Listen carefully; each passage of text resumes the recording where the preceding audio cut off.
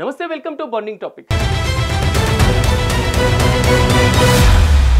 రాహుల్ గాంధీ మరోసారి తన వివాదాస్పద వ్యాఖ్యలతో చిక్కుల్లో పడ్డారు. చైనా భారత భూభాగాన్ని ఆక్రమించిందని గతంలో చేసినటువంటి సంచలన వ్యాఖ్యలపైన ఇప్పుడు సుప్రీంకోర్టు తీవ్ర ఆగ్రహం వ్యక్తం చేసింది. అసలు సుప్రీంకోర్టు రాహుల్ గాంధీపై ఎందుకు కోప్పడింది? అసలు రాహుల్ గాంధీ ఈ వ్యాఖ్యలను ఎందుకు చేశారు? ఈ ఆరోపణల వెనకాల ఉద్దేశం ఏమిటి? రాహుల్ తరచూ ఆధారాలు లేకుండా ఆరోపణలు ఎలా చేస్తున్నారు? రాహుల్ గాంధీ తీరుపై ఎలాంటి విమర్శలు వస్తున్నాయి?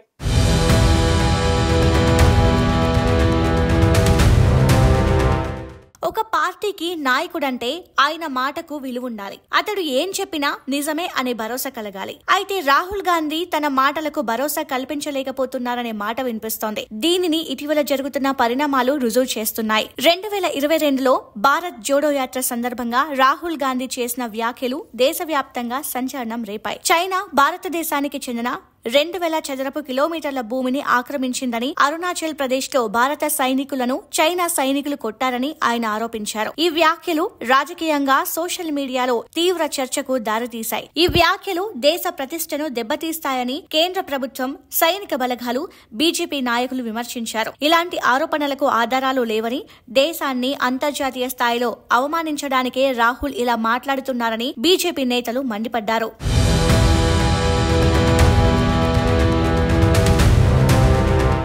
చైనా భారత భూమిని ఆక్రమించిందని చెప్పడానికి ఎలాంటి ఆధారాలు లేవని కేంద్ర మంత్రి కిరణ్ రిజిజు పేర్కొన్నారు.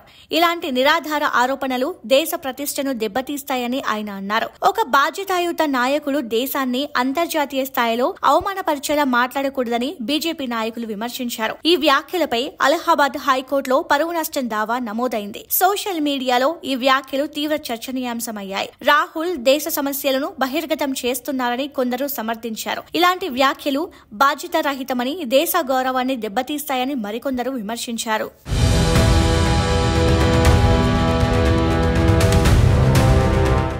అయితే ఈ పరువు నష్టం కేసు విచారణకు రావడంతో కోర్టు కీలక వ్యాఖ్యలు చేసింది. చైనా 2000 చదరపు కిలోమీటర్ల భూమిని ఆక్రమించిందని నీకు ఎలా తెలుసు అని సుప్రీంకోర్టు రాహుల్ గాంధీని నిలదీసింది. నీవు నిజమైన భారతీయుడవైతే ఇలాంటి ఆరోపణలు చేయవు అని తీవ్ర ఆగ్రహం వ్యక్తం చేసింది. ఈ విషయాన్ని పార్లమెంట్ వేదికగా ఎందుకు చర్చించలేదని, సోషల్ మీడియా తరహాలో ఆధారాలు లేకుండా మాట్లాడడం సరైనది కాదని కోర్టు సూటిగా చెప్పింది. రాహుల్ తరపున న్యాయవాది అభిషేక్ సింఘ్వి మాట్లాడుతూ, దేశంలో ఉన్న సమస్యలను ప్రశ్నించకపోతే రాహుల్ ప్రతిపక్ష నాయకుడు ఎలా అవుతారని వాదించారు. దీంతో ఆగ్రహించిన justice Dipankar Datta, justice AG మాసిహ్లతో కూడిన ధర్మాసనం ఏదైనా సమస్య లేదా విషయంపై మాట్లాడాలంటే పార్లమెంట్లో మాట్లాడాలని, సోషల్ మీడియాలో కాదని పేర్కొంది. ఇటువంటి సమస్యలను పార్లమెంట్లో ఎందుకు లేవనెత్తారని ప్రశ్నించింది.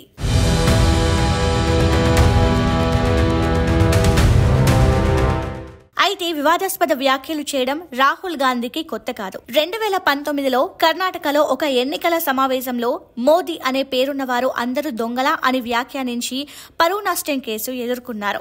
ఆ కేసులో క్షమాపణ చెప్పాల్సి వచ్చింది. ఎన్నికల సంఘం వ్యవస్థ చనిపోయిందని, ఎన్నికల కమిషన్ బానిసలా పనిచేస్తోందని వ్యాఖ్యలు చేశారు. మరణించిన మాజీ కేంద్ర మంత్రి అరుణ్ జైట్లీ తనను బెదిరించారని ఆరోపించడం కూడా వివాదాస్పదమైంది.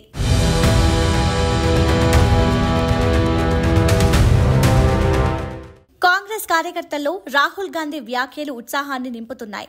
కానీ ప్రజల్లో విశ్వసనీయతను తగ్గిస్తున్నాయని విశ్లేషకులు అంటున్నారు. ఈ వ్యాఖ్యలను రాజకీయ విశ్లేషకులు తొందరపాటు నిర్ణయాలుగా అభివర్ణించారు. సోషల్ మీడియా యుగంలో నాయకులు చేసే ప్రతి మాట లెక్కలోకి వస్తుంది. నిరాధార ఆరోపణలు, వివాదాస్పద వ్యాఖ్యలు రాహుల్ పై ప్రజల నమ్మకాన్ని దెబ్బతీస్తున్నాయని అంటున్నారు. గ్రామీణ ప్రాంతాల్లో యువతలో రాహుల్ వ్యాఖ్యల్లో విశ్వసనీయత గురించి ప్రశ్నలు తలెత్తుతున్నాయి.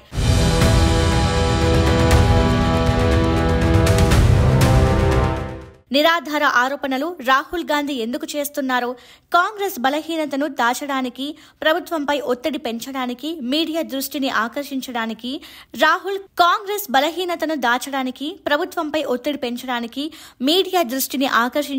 రాహుల్ ప్రయత్నిస్తున్నారని రాజకీయ విశ్లేషకులు భావిస్తున్నారు. కానీ సరైన ఆధారాలు లేకుండా వ్యాఖ్యలు చేయడం రాజకీయంగా ఆయనకు నష్టం కలిగిస్తోంది. ప్రజల్లో ఆత్మవిశ్వాసం తగ్గిపోతుంది. కీలక నియోజకవర్గాల్లో ఈ వ్యాఖ్యలు ప్రతికూల ప్రభావం చూపుతున్నాయి. పార్లమెంటరీ వేదికను వాడుకోవచ్చు కానీ తప్పుడు ఆరోపణలు చేయకూడదని సుప్రీంకోర్టు స్పష్టం చేసింది. యథార్థ ఆధారాలతో మాత్రమే వ్యాఖ్యలు చేయాలని నాయకులకు గుర్తు చేసింది. ఒక నాయకుడు ప్రజల్లో నిజాయితీగా కనిపించకపోతే ఎంత ప్రచారం చేసినా ఫలితం ఉండదు. రాహుల్ వ్యాఖ్యలు దేశ సమస్యలను తలెత్తడానికి ఉద్దేశించినవైనా ఆధారాలు లేకపోవడం వలన ఆయన విశ్వసనీయతను దెబ్బతీస్తున్నాయి. రాజకీయ నాయకుడిగా బాధ్యతాయుతంగా మాట్లాడడం, ఆధారాలతో మాట్లాడడం ప్రజల నమ్మకాన్ని చురగొనడానికి కీలకం.